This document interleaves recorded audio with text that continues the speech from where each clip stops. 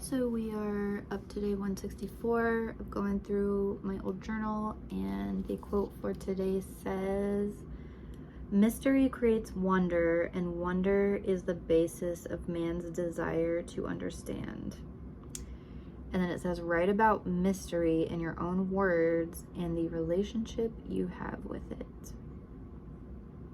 Okay, so if you're following along, just take a minute to think about how you might respond to this, and I will read what I wrote.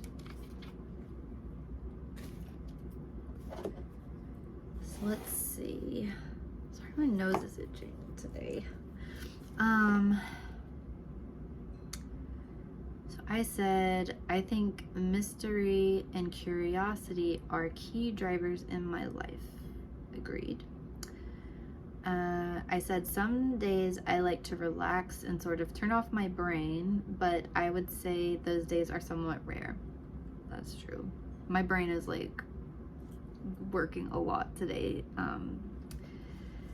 I said, or even if I think I want that, it's rarely the case. While relaxing, watching movies or TV, or scrolling through social media, I often come across things that spark my curiosity and leave me to open up a search engine to look some things up.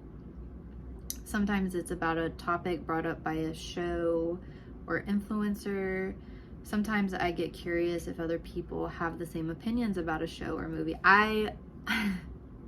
This is something I've noticed myself doing like a lot, is we'll be watching like a show and I'll be like, something is weird about this show, or something is off, or like this scene was kind of weird. Like, I wonder if anybody else like had the same thoughts on it as me.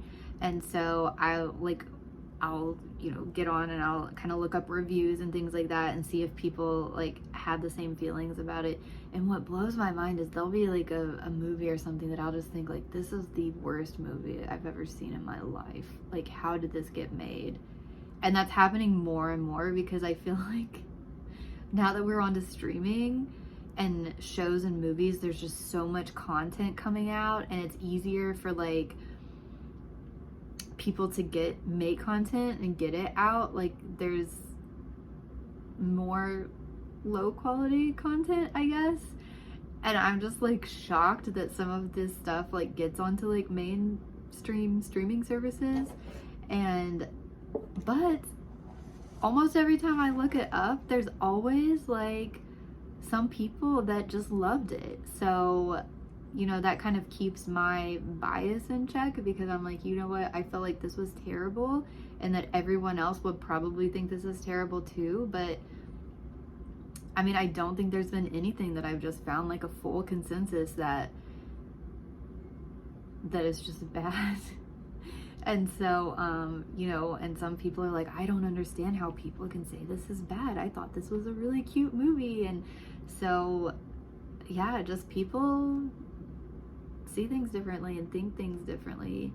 It'd be kind of interesting on some movies, like if they had like data on like the age, the demographics of the people that are making the claims, so like maybe it's like this one group of people like enjoy this movie, maybe it's females, maybe it's younger people of this age or that age. Like, I know people collect data on that, but I'd like to see it in real time, like when I want to see it, when I'm looking up these movies. But yeah, it's just kind of curious to me.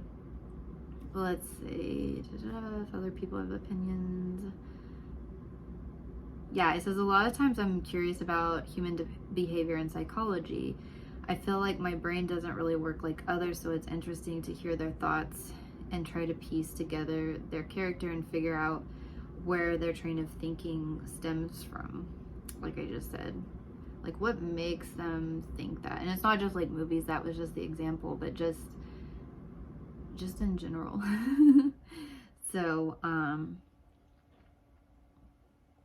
yeah, like a lot of people, now that I'm looking more into school, like qualitative research, I've been definitely like a quantitative for most of my background, and which deals with like, numbers, and, you get those sort of data from surveys where you'll say like yes or no, or you'll pick like a specific response. And then qualitative is instead of like looking for this like set of responses, you're actually just going and interviewing people, having conversations, asking about their thoughts and opinions, and like digging deeper into like why they came up with that, with the response that they did. And as I'm getting more into my research, like I'm finding that a lot more, not just interesting, but relevant. Like I'm realizing just how everyone's backgrounds are different, and how everyone thinks differently, and how they may not perceive things the same as other people. And I think there is a lot of people like kind of discount qualitative research because it's not, they don't think it's like as real or scientific as quantitative. But I don't know, I think if anything, most of the studies that come out, especially with like social science sort of stuff, like it needs to be like at least mixed methods, like have qualitative and quantitative, to like kind of see like where some of these, you know, quantitative data stem from, like what's driving it, you know, by talking to people. And yeah, like for instance, someone today that I was talking to was complaining about that there's this like younger couple that live in their apartment complex, and he's just getting so worked up about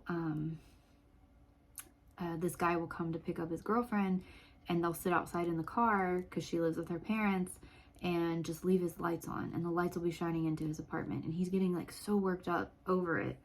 But immediately when he was telling me about this, like I was like, okay, I understand why you're worked up. You live in your apartment, you don't want the light shining in your room. But then I start looking at it from the other person's perspective, and I'm like, he probably doesn't even realize that he's doing it. You know, like he's probably just like, I'm parked outside, not even thinking he's in his own world, not thinking like, hey, someone might be annoyed that my lights are shining in their house, you know. And so I think there's a lot of times where people are getting upset at other people for doing things, and the other people are just like kind of oblivious that, you know, that's a problem. And so I think instead of like getting worked up and angry, maybe like a conversation could help. And I think a lot of people are maybe too quick to come at it like angrily, like how could you not see this, how could you not realize that you're doing this. Whereas, and a lot of people don't react positively to like anger, you know, whereas, you know, maybe solutions could be resolved just by explaining, you know, like where people are coming from and why this is, you know. But yeah, anyway, I said, but yeah, honestly, I feel like the whole world is a mystery.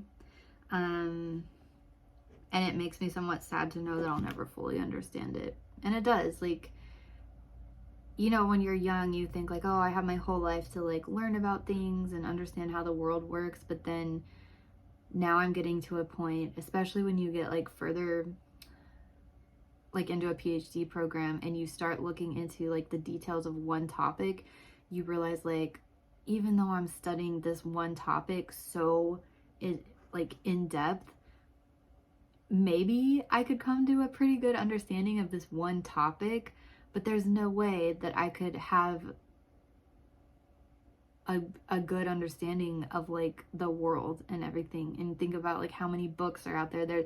There's so much information out there that there's no way you can like take in all the information to understand everything. And even though I'd like to understand a lot of things, like just realistically, like you'll never understand everything or know the truth about everything. And it's, you know, I've just got to come to terms with that, you know, maybe it's okay to just kind of have a broad understanding of some things, and then, you know,